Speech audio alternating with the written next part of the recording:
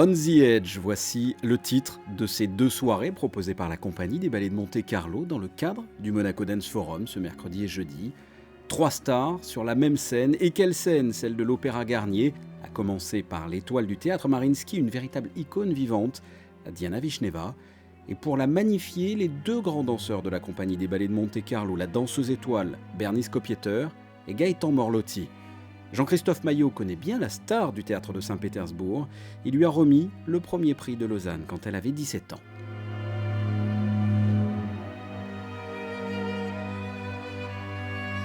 Elle est comme tous ces grands artistes, c'est-à-dire c'est quelqu'un qui a d'abord l'instinct. Il y a quelque chose d'inné, il y a quelque chose de naturel dans la compréhension des choses. Et puis comme tous les grands artistes, ce qu'elle a d'assez exceptionnel, c'est que même quand elle est fausse, elle est juste. C'est-à-dire que c'est quelqu'un qui a cette capacité à ne jamais faire quelque chose qui soit inintéressant. Je suis très heureuse d'être à Monaco, d'autant que ce ballet se joue à l'Opéra Garnier où se sont produits les ballets russes avec Diaghilev.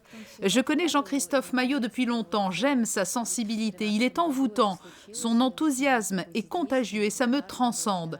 C'est un travail millimétré qui a été fait et en plus, je partage la scène avec 2 grands danseurs qui sont d'immenses artistes.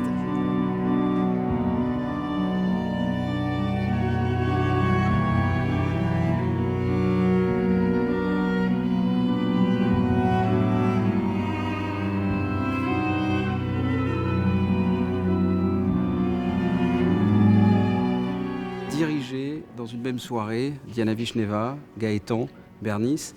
Il y a pire pour un chorégraphe dans la vie. Oui, il y a pire, oui. Mais de toute façon, c'est toujours un...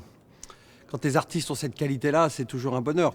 Surtout pour un chorégraphe, puisque comme on le sait, le chorégraphe n'existe qu'au travers des autres, au travers des danseurs. Donc cette transmission-là, elle est exceptionnelle. Là, j'ai 3 Ferrari et c'est assez agréable à conduire, je dois dire.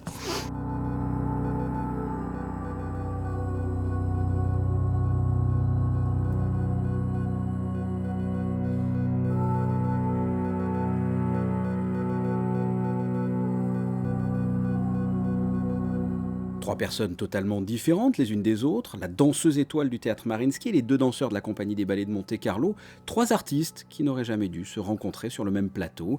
Ils ont interprété Switch, une création pour l'occasion de Jean-Christophe Maillot, l'histoire d'un sacrifice pour être au sommet de son art, au point d'en oublier le reste.